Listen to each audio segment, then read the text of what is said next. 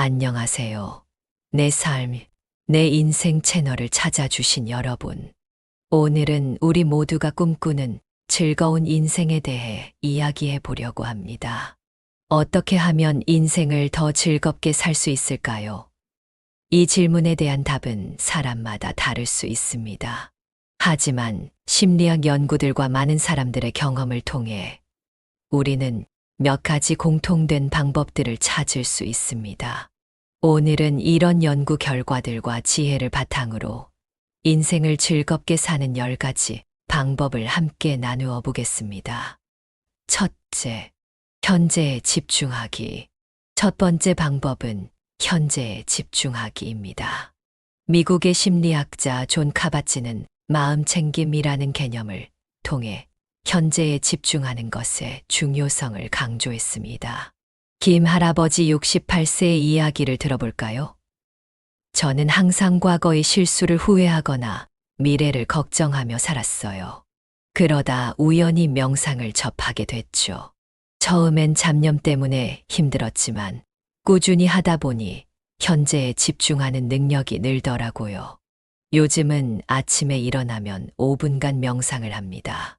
그러면 하루가 더욱 풍요롭게 느껴져요. 여러분, 오늘부터 한번 시도해 보세요. 하루에 5분, 지금 이 순간에 집중해 보는 거예요. 깊이 숨을 들이마시고 내쉬어 보세요. 주변의 소리, 냄새, 느낌에 집중해 보세요. 이렇게 현재에 집중하는 습관을 들이면 불필요한 걱정은 줄어들고 삶의 즐거움은 커질 거예요. 둘째, 감사하는 마음 키우기. 두 번째 방법은 감사하는 마음 키우기입니다.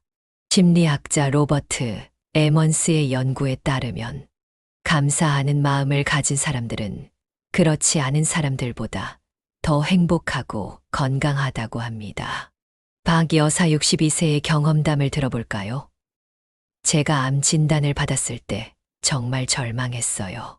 하지만 가족들의 응원과 의료진의 도움을 받으면서 감사할 일이 이렇게나 많다는 걸 깨달았죠. 지금은 매일 밤 잠들기 전에 감사일기를 씁니다. 작은 것에도 감사하는 마음이 생기니 삶이 더욱 풍요로워졌어요. 여러분도 오늘부터 시작해 보세요. 매일 밤 잠들기 전 그날 감사했던 일 3가지를 적어보는 거예요. 처음엔 어색할 수 있지만 꾸준히 하다 보면 일상의 작은 기쁨들이 눈에 들어오기 시작할 거예요. 셋째, 지속적인 학습과 성장. 세 번째 방법은 지속적인 학습과 성장입니다. 심리학자 캐롤 드웩은 성장 마인드셋이라는 개념을 통해 계속해서 배우고 성장하려는 태도가 삶의 만족도를 높인다고 말합니다. 이 할아버지 71세의 사례를 보겠습니다. 은퇴 후 처음엔 무료했어요. 그러다 문득 평생 배우고 싶었던 기타를 배워보기로 했죠. 처음엔 손가락이 잘 안 움직여서 좌절도 많이 했어요. 하지만 조금씩 실력이 늘어가는 걸 보니 정말 뿌듯하더라고요. 이제는 노인정에서 작은 공연도 하고 있어요. 새로운 도전이 제 인생에 활력을 불어넣었습니다. 여러분, 나이는 숫자에 불과합니다. 지금 당장 새로운 것을 배워보는 건 어떨까요? 외국어, 그림 그리기, 요리 등 무엇이든 좋습니다.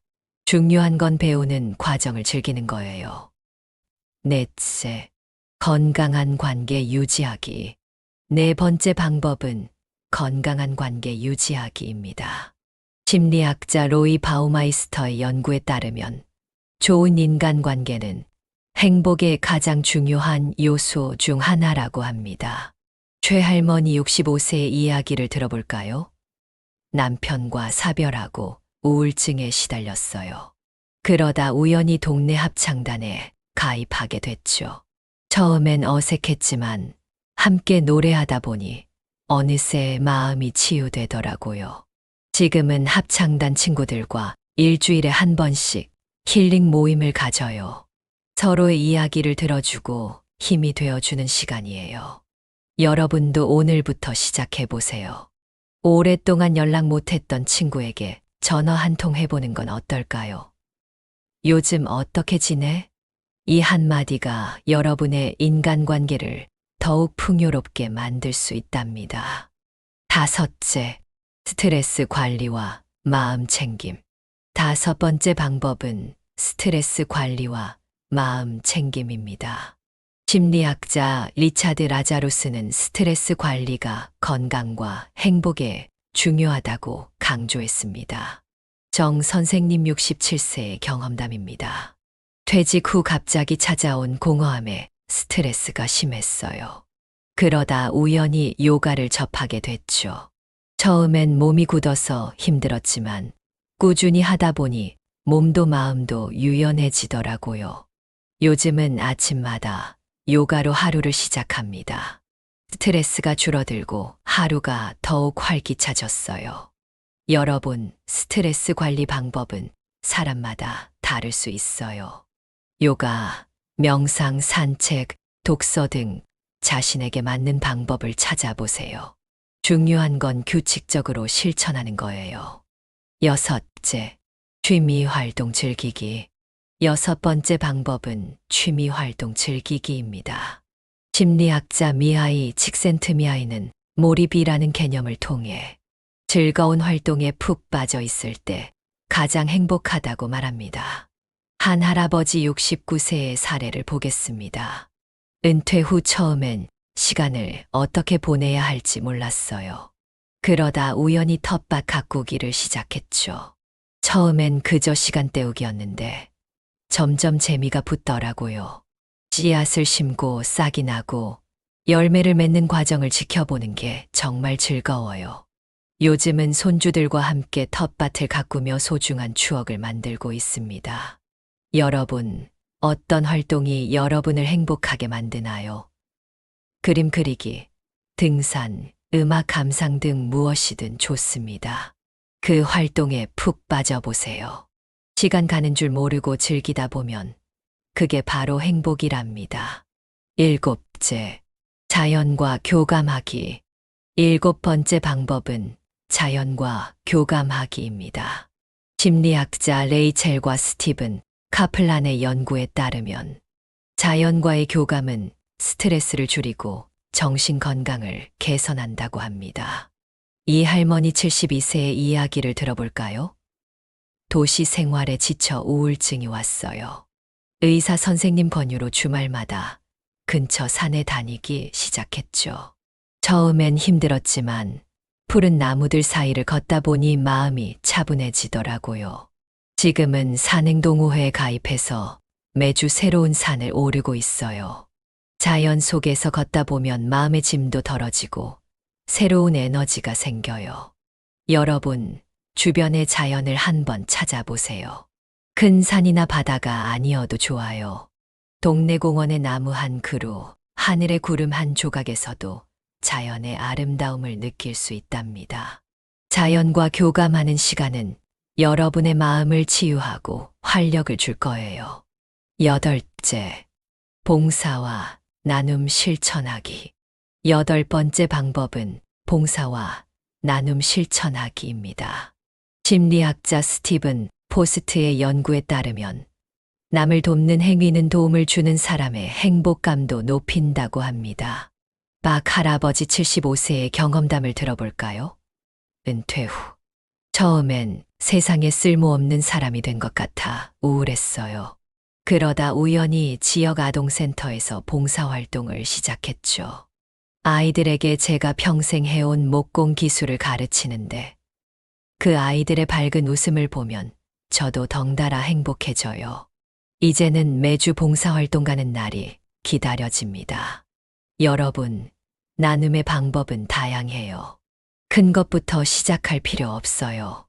이웃에게 따뜻한 미소 한 번 건네는 것부터 시작해보는 건 어떨까요? 작은 나눔이 여러분의 삶을 더욱 풍요롭게 만들 거예요. 아홉째, 긍정적인 마인드셋 갖기. 아홉 번째 방법은 긍정적인 마인드셋 갖기입니다. 심리학자 마틴 셀리그만은 낙관주의가 행복과 성공의 중요한 요소라고 말합니다. 김 선생님 68세의 이야기를 들어보겠습니다. 저는 원래 부정적인 성격이었어요. 항상 최악의 상황만 생각하고 걱정했죠. 그러다 한 강연에서 긍정적 자기 대화라는 개념을 배웠어요. 매일 아침 거울을 보며 오늘도 좋은 일이 생길 거야 라고 말하기 시작했죠. 처음엔 어색했지만 점점 긍정적인 생각이 늘어나더라고요. 지금은 어떤 어려움이 와도 이 또한 지나가리라 하는 마음으로 대처합니다. 여러분, 긍정적인 마인드셋은 연습으로 기를 수 있어요. 오늘부터 하루에 한 번씩 자신에게 긍정적인 말을 해보는 건 어떨까요? 나는 할 수 있어. 오늘 하루도 감사해. 같은 간단한 말로 시작해보세요. 열째, 건강한 생활 습관 유지하기. 마지막으로 건강한 생활 습관 유지하기입니다. 건강심리학 연구에 따르면 규칙적인 운동, 균형 잡힌 식단, 충분한 수면은 신체적 건강뿐만 아니라 정신적 웰빙에도 중요하다고 합니다. 최할아버지 70세의 사례를 보겠습니다. 젊었을 때는 건강관리를 전혀 하지 않았어요. 그러다 60세에 심장병 진단을 받고 큰 충격을 받았죠. 그 일을 계기로 생활 습관을 완전히 바꿨어요. 매일 아침 공원을 산책하고 채식 위주의 식단으로 바꾸고 술과 담배를 끊었죠. 처음엔 힘들었지만 지금은 오히려 에너지가 넘쳐요. 건강해지니 마음도 더 즐거워졌습니다. 여러분, 건강한 습관은 하루아침에 만들어지지 않아요. 작은 것부터 시작해보세요. 하루 30분 걷기, 과일 1개 더 먹기, 9시간 수면하기 등 작은 변화부터 시작해보는 건 어떨까요? 자, 지금까지 인생을 즐겁게 사는 10가지 방법을 나누어 보았습니다. 현재에 집중하기, 감사하는 마음 키우기, 지속적인 학습과 성장, 건강한 관계 유지하기, 스트레스 관리와 마음 챙김, 취미 활동 즐기기, 자연과 교감하기, 봉사와 나눔 실천하기, 긍정적인 마인드셋 갖기, 건강한 생활 습관 유지하기. 이 10가지 방법이 여러분의 삶에 작은 변화를 가져다 주길 바랍니다. 기억하세요. 즐거운 인생은 거창한 것에서 오지 않습니다. 일상의 작은 순간들을 소중히 여기고 감사하는 마음에서 시작됩니다. 우리 속담에 뭐로 가도 서울만 가면 된다는 말이 있죠. 즐거운 삶으로 가는 길도 마찬가지입니다. 때로는 돌아가는 것 같아도 꾸준히 노력하다 보면 결국 행복에 도달할 수 있습니다. 여러분께 한 가지 도전 과제를 드리고 싶습니다. 이번 주, 이 중 한 가지 방법을 선택해 실천해 보세요. 그리고 그 경험을 우리 채널의 댓글로 공유해 주시면 감사하겠습니다. 여러분의 이야기가 다른 분들에게 큰 힘이 될 수 있습니다. 인생은 끝없는 배움의 과정입니다. 나이가 들수록 우리는 더 지혜로워지고 더 깊이 있는 즐거움을 누릴 수 있습니다. 오늘 배운 지혜들이 여러분의 삶을 더욱 풍요롭게 하기를 바랍니다. 이번 주의 도전 과제로 매일 저녁 잠들기 전 감사한 일 3가지를 적어보는 건 어떨까요? 작은 습관이 큰 변화를 만들 수 있습니다. 그리고 이번 주에 생각해 볼 질문입니다. 내 인생에서 가장 즐거웠던 순간들은 언제였나요? 그 순간들의 공통점은 무엇인가요? 마지막으로 여러분 모두에게 즐겁고 의미 있는 한 주가 되기를 진심으로 기원합니다. 오늘 이 영상이 여러분의 삶에 작은 도움이 되었기를 바랍니다. 다음 영상에서 더 유익한 내용으로 찾아뵙겠습니다. 항상 건강하고 행복하게 지내세요. 감사합니다.